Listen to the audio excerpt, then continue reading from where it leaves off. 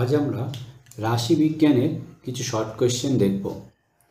রাশিবিজ্ঞানের প্রথম প্রশ্নটা হচ্ছে, একটি পরিসংখ্যা 7 হলে ট্যালি চিহ্ন কিভাবে দিতে হবে।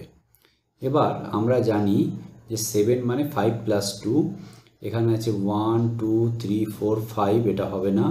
এটা 1 2 3 4 হবে না। এটা 1 2 3 4, আর এই কেটে দিলাম মানে 5, চারটের সঙ্গে একটা কেটে দিলাম মানে 5 6 7, তাহলে এটাই হলো আনসার হবে। তাহলে আনসার হবে সি।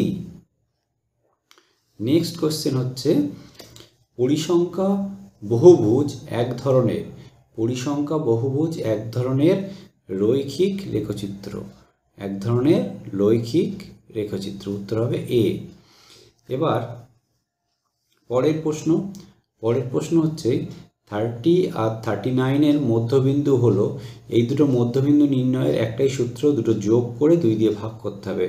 অর্থাৎ 30 + 39/2, দ্যাট ইজ 69/2, দ্যাট ইজ 34.5। তাহলে উত্তর হবে সি। আচ্ছা, তারপরের প্রশ্ন, পরিবর্তনশীল চলরাশিকে বলে চল। এটা এ, উত্তর হবে এ। কেন্দ্রীয় প্রবণতার সবচেয়ে দ্রুতগতির পদ্ধতি হলো মোড, সি।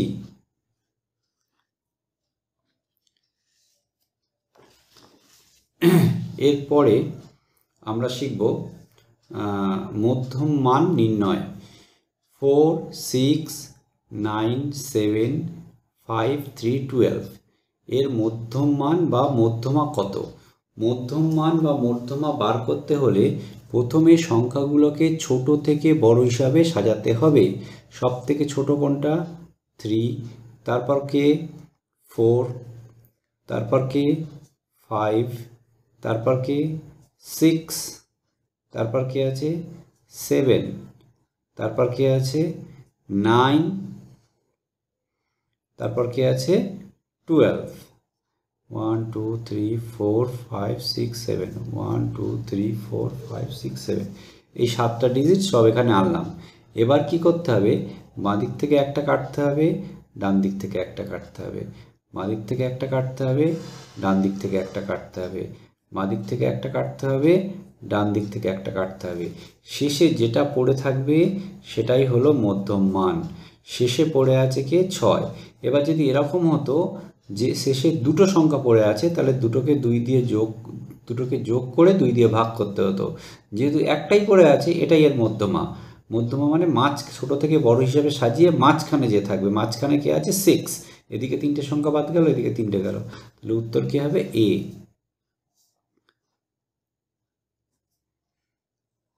আচ্ছা, এবার বার করব 6 8 14 6 10 7 6 8 স্কোরগুলির মোট বা ভূমিষ্ঠক বা সংখ্যাগুরু মান কত? মোট যা ভূমিষ্ঠক তাই, সংখ্যাগুরু মান তাই। এবার এটা বার করতে গেলে নিয়ম হচ্ছে, যে সংখ্যাটা সব থেকে বেশি বার এসছে, দেখো এখানে 6 কতবার এসছে? 1 2 3, 6 এসছে 3 বার। 8 এসছে কতবার? 8 1 2, 8 কতবার এসছে? 2। আচ্ছা, তারপর 7 এসছে একবার। আচ্ছা, 10 এসছে একবার। আচ্ছা, 14 এসছে একবার। তাহলে সব থেকে বেশি কে এসছে? 6। সব থেকে বেশি কে এসছে? 6। 1 2 3, 3 বার এসছে। তাহলে যে সব থেকে বেশি বার আসবে সেটাই হলো সংখ্যাগুরু মান, সেটাকে এই সি। তাহলে আনসারটা হবে সি। তাহলে এই মোট বা ভূমিষ্ঠক নির্ণয়ের সূত্র হলো, যে সব থেকে বেশি বার আসবে, এখানে 6 সব থেকে বেশি বার এসছে। আচ্ছা, আর একটা অঙ্ক দেখি, সেই এই আগের এই মধ্যমান নির্ণয়ের মতো আর একটা আমি মধ্যমা নির্ণয় করব। দেখো এখানে 4 6 9 7 5 3 10, 12 এই নাম্বারগুলো আছে এখানে।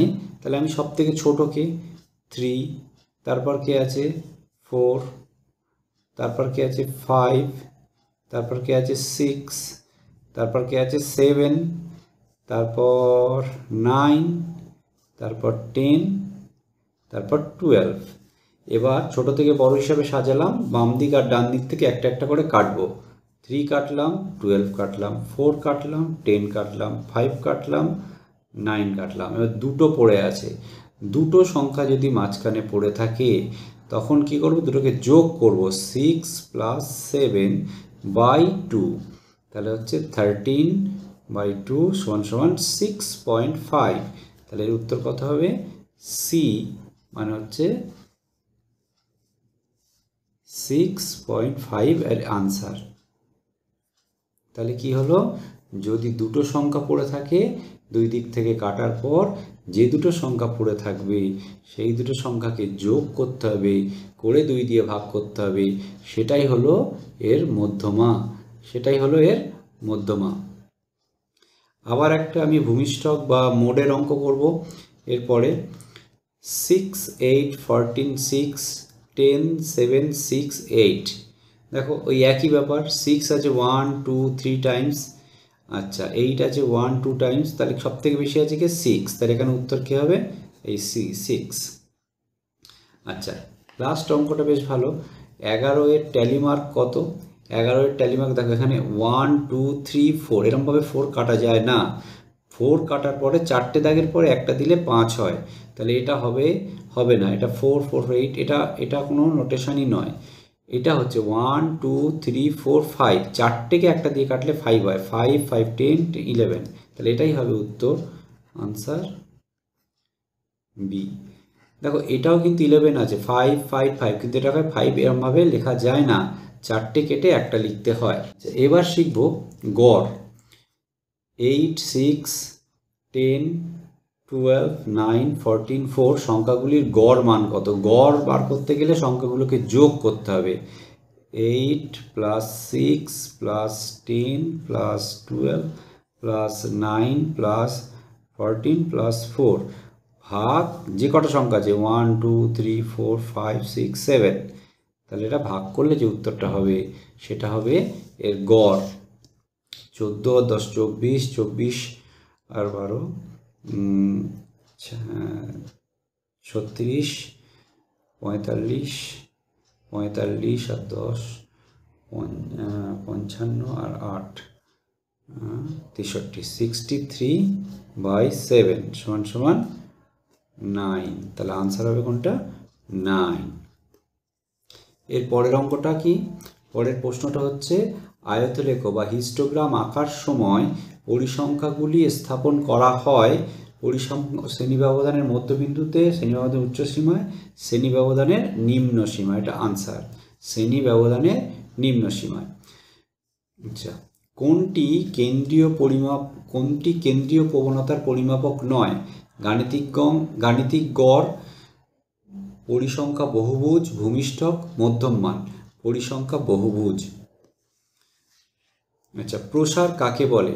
প্রসার বলতে বোঝায় স্কোরগুলি কত দূর পর্যন্ত ছড়িয়ে আছে, অর্থাৎ তথ্যের সর্বোচ্চ ও সর্বনিম্ন স্কোরের যে পার্থক্য আছে তাকে প্রসার বলে। আচ্ছা কল্পিত গড় কি?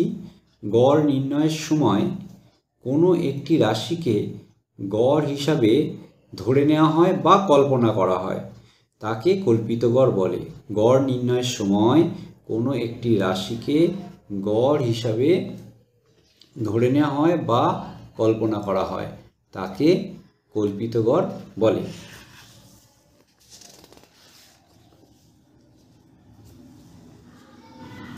আচ্ছা মধ্যমা কাকে বলে? মধ্যমা হচ্ছে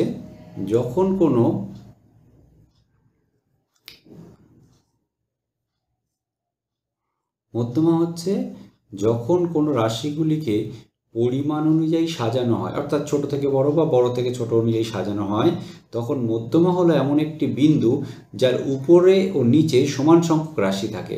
অর্থাৎ এমন একটা বিন্দু যার উপরে ও নিচে সমান সংখ্যক রাশি থাকে, অর্থাৎ 50% তার উপরে এবং 50% তার নিচে থাকবে, এটাকেই মধ্যমা বলবো।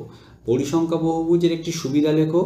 পরিসংখ্যা বহুভুজ ব্যবহার করলে বন্টনের পরিসংখ্যা কোথায় বেশি কোথায় কম বা কিভাবে তা জানা যায়।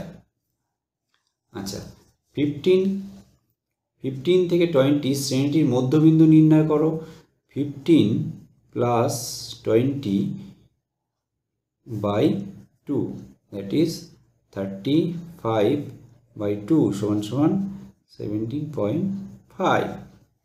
আচ্ছা, অবিন্যস্ত গড়ের সূত্রটি লেখো। অবিন্যস্ত গড়ের সূত্র x bar = 1/N summation i = 1 to n xi। xi হচ্ছে গড়, x = গড়, xi হচ্ছে এক একটি score, i = 1 2 3 up to n। এটা মনে রাখতে হবে। আচ্ছা, এরপর কি ভূমিষ্ঠকের সূত্রটি নির্ণয় করো। ভূমিষ্ঠকের সূত্রটি হচ্ছে ভূমিষ্ঠক = 3 মিডিয়ান - 2 মিন। 3 মিডিয়ান - 2 মিন অর্থাৎ 3 ইন্টু মোট -2 ইন্টু গড়, বা 3 ইন্টু মধ্যমা। 3 ইন্টু মধ্যমা -2 ইন্টু গড়। এবার 40 থেকে 45-এর শ্রেণী সীমানা কত? শ্রেণী সীমানা বললে 0.5 এই দিকে যেতে হবে আর 0.5 ওই দিকে যেতে হবে। তাহলে 39.5 থেকে 45.5। আচ্ছা, শ্রেণী ব্যবধান বলতে কি বোঝো? স্কোরগুলিকে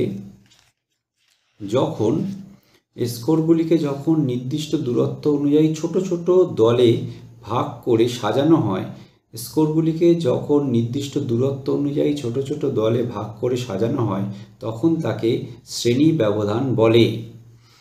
এই প্রশ্নগুলো তোমরা পড়বে। এখানে এই সমস্ত পিডিএফগুলো এই ভিডিওটির শেষে দেওয়া থাকবে।